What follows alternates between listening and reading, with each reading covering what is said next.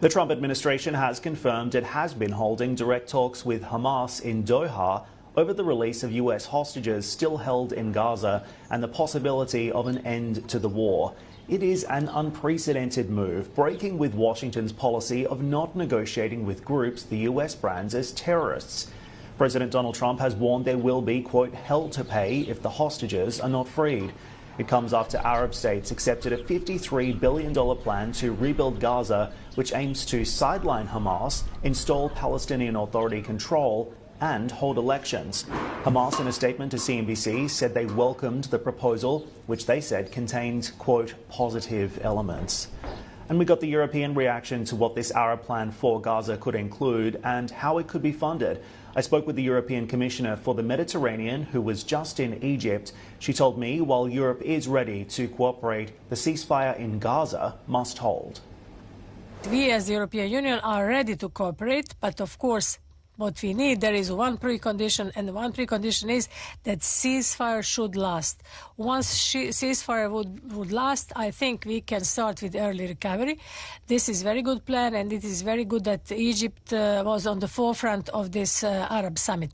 For us, it is very important to go into the direction of the two-state solution. As you know, everybody speaks about two-state solution, but we have to create elements, we have to create conditions in order to start two-state solution negotiations. Of course, reconstruction is of utmost importance.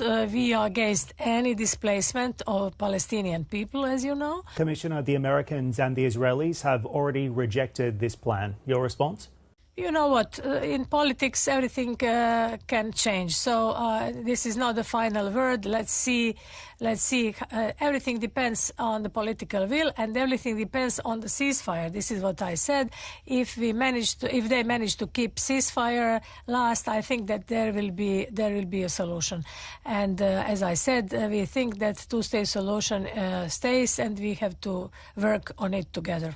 $53 billion is also a very significant amount of money laid out inside this plan, but of course, no clear indication of exactly where that money is going to come from. What is the EU willing to contribute?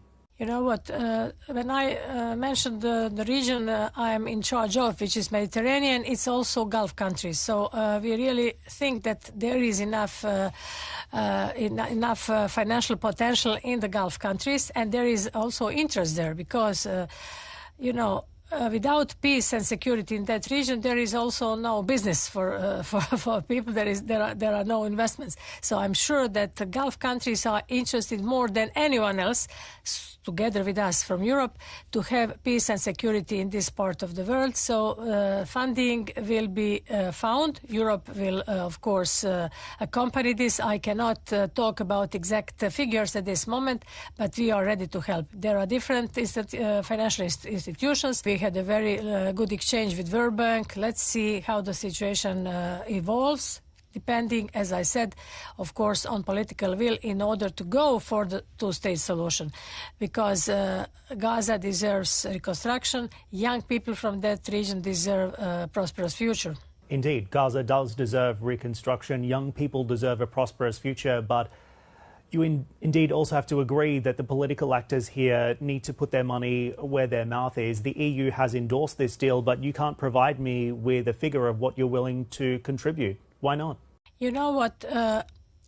Nobody will come there if there is no level playing field, which means that there are rules and that they feel that their money is invested in a secure and safe region. So this is why I'm saying that it depends on the political will, depends on the ceasefire, depends on the final agreement. As I said, I cannot talk about concrete figures, but we have European Investment Bank, we have different financial institutions, and all of them will be involved in this once the agreement will be achieved. But as I said, let's wait and see how the political situation globally will evolve. There is a lot about Ukraine now at this moment, so the focus at the moment might be there, but it will soon shift to the Middle East and to the region I'm in charge of. The EU Commissioner to the Mediterranean there.